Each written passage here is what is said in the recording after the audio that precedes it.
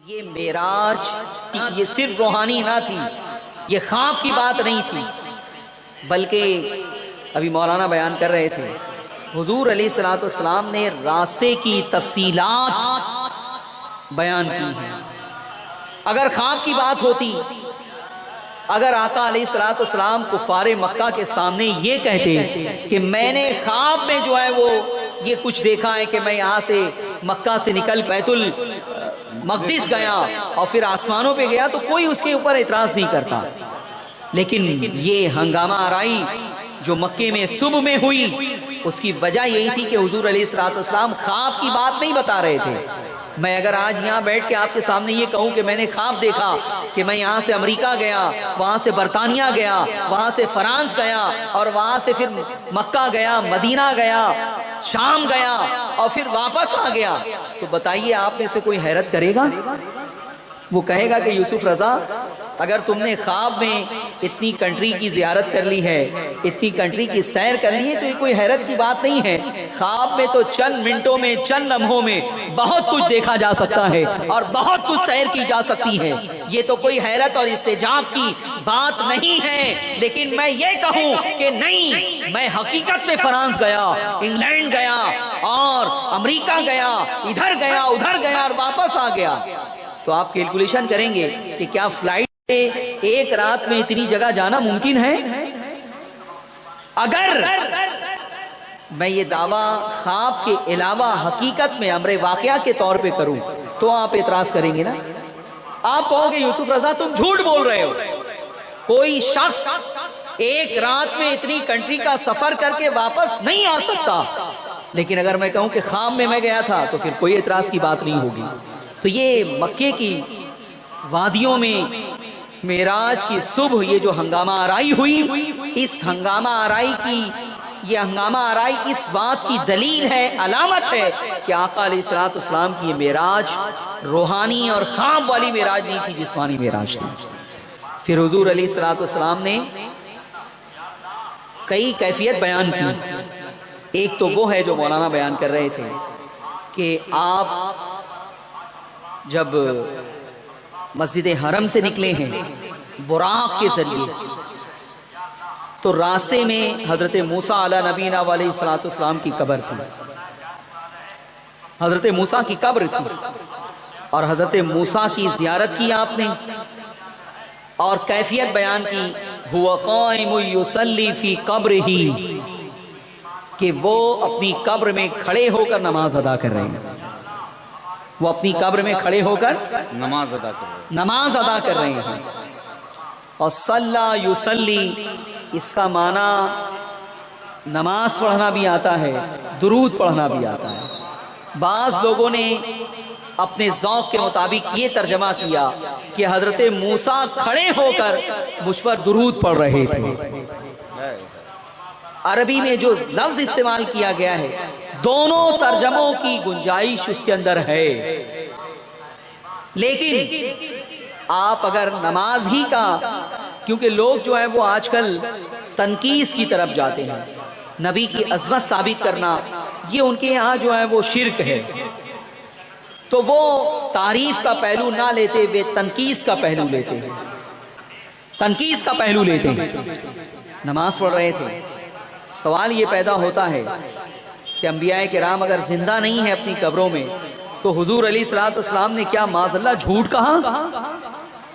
یہ نبی کا مشاہدہ کہ حضرت موسیٰ اپنی قبر میں کھڑے ہو کر نماز پڑھ رہے تھے، کیا آقا علیہ الصلوۃ والسلام نے معاذ اللہ جھوٹ کہا؟ ایک طبقہ ہے، دیوبندی تو اس کا انکار نہیں کرتے، دیوبندی حیات النبی کے قائل ہیں، لیکن اہل حدیث جو اپنے آپ کو کہتے ہیں، آپ ان سے سوال کیجئے کہ یہاں حضور علیہ الصلوۃ والسلام نے حضرت موسیٰ کی جو کیفیت دیکھی، جو حالت دیکھی اور بیان کی کہ وہ کھڑے ہو کے نماز ادا کر رہے تھے، یہ کیا ہے؟ اگر نبی جو ہے وہ مر کر مٹی میں مل جاتے ہیں، سید الانبیاء کے بارے میں تم نے یہ کہہ دیا، تو پھر دوسرے نبی تو بدرجہ اعظم مر کر مٹی میں مل گئے۔ سوال یہ پیدا ہوتا ہے کہ پھر یہاں حضرت موسیٰ اپنی قبر میں کھڑے ہو کے نماز کیسے پڑھ رہے ہیں؟ اور یہ بات یہ حقیقت مسلم شریف میں بیان کی گئی ہے۔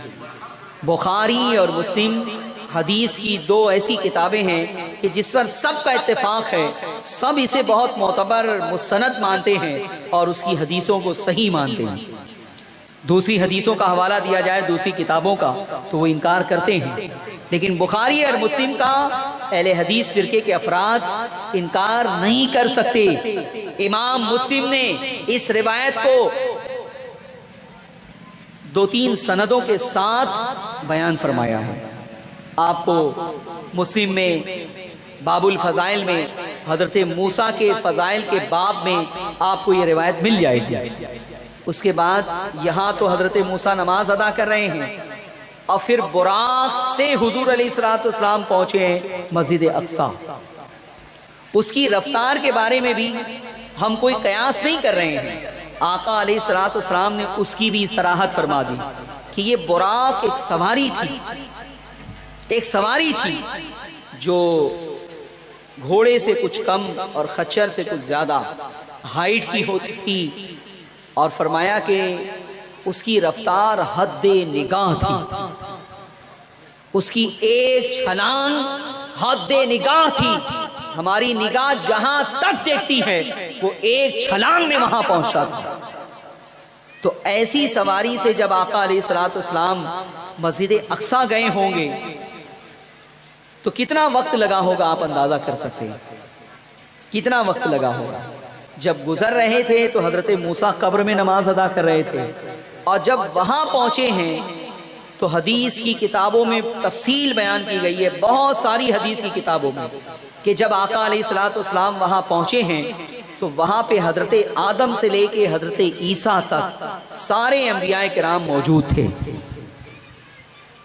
نماز اقصی میں تھا یہی سر، آیا ہو مانی اول و آخر۔ نماز اقصی میں تھا یہی سر، آیا ہو مانی اول آخر۔ کھڑے تھے پیچھے صف بستہ حاضر، جو سلطنت آ کے کر گئے تھے۔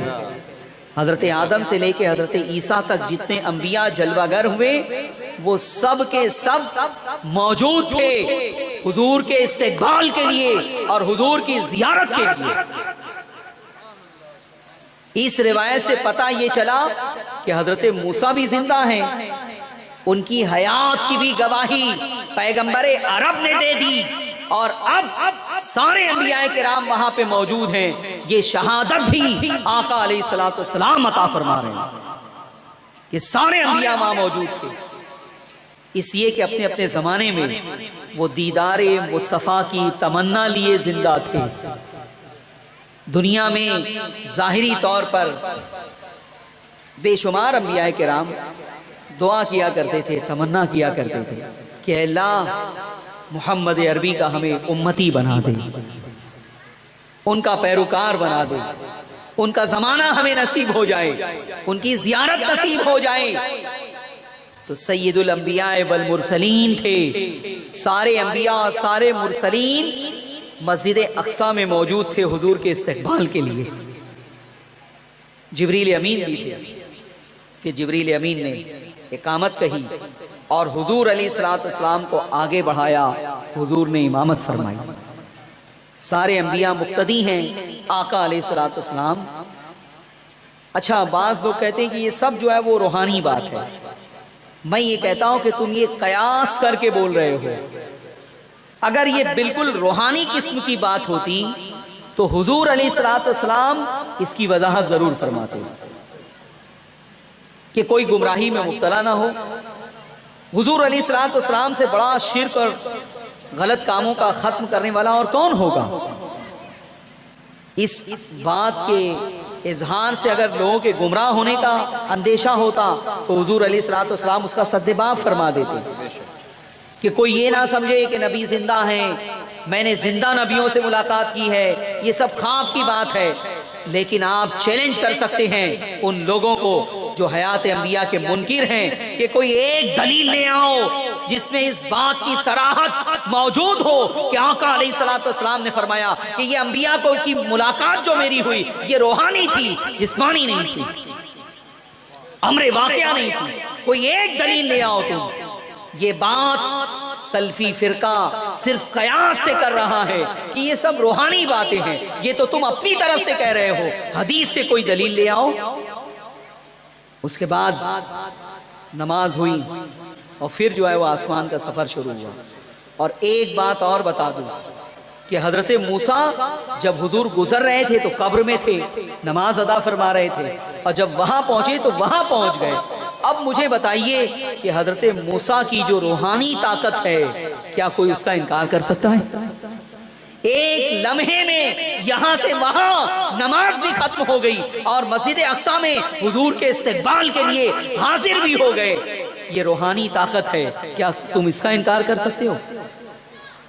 اس زمانے میں جو فتنے ہیں نا عقیدے کے، جو عظمت مصطفیٰ کا انکار کیا جا رہا ہے، پورے واقعے معراج میں ہر فتنے کا سد باب موجود ہے۔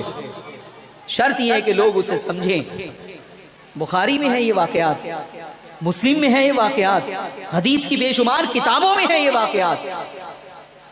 اور حضور علیہ الصلوۃ والسلام کا جب معراج کا سفر ختم ہوا، آسمانی معراج ختم ہوا، تو واپس بھی وہیں آئے ہیں۔ انبیاء کرام وہاں پھر موجود تھے، اور پھر حضور علیہ الصلوۃ والسلام نے 2 رکعت نماز ادا کی، اور پھر جو ہے وہ انبیاء کرام نے، اور اسی کو جو ہے وہ بعض علماء نے فرمایا کہ یہ فجر کی نماز ہے، فجر کی نماز ہے۔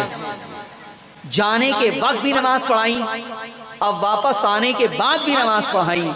اب حضور علیہ الصلوۃ والسلام کو تو لے کر معراج کے ذریعے، معراج عربی میں سیڑھی کو کہا جاتا ہے، وہیں سے ایک سیڑھی نمودار ہوئی، اور اسی کے ذریعے سے جو ہے وہ پہلے آسمان، پھر دوسرے آسمان اور تیسرے آسمانوں پر گئے ہیں۔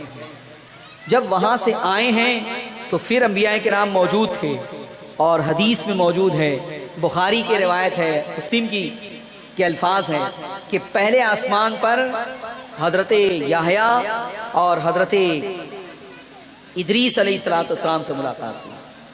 کس سے ملاقات ہوئی؟ ابھی حضور علیہ السلام پہنچے نہیں، حضرت عیسیٰ اور حضرت یحییٰ سے ملاقات ہوئی۔ اور جب دوسرے آسمان پر پہنچے تو حضرت یوسف سے ملاقات ہوئی، تیسرے آسمان پہ پہنچے تو حضرت ادریس سے ملاقات ہوئی، چوتھے آسمان پہ پہنچے تو حضرت ہارون سے ملاقات ہوئی، چھٹے آسمان پہ پہنچے تو حضرت موسیٰ سے ملاقات ہوئی۔ اب آپ اندازہ فرمائیں کہ اللہ والوں کو جو طاقت عطا کی جاتی ہے وہ کیا ہے۔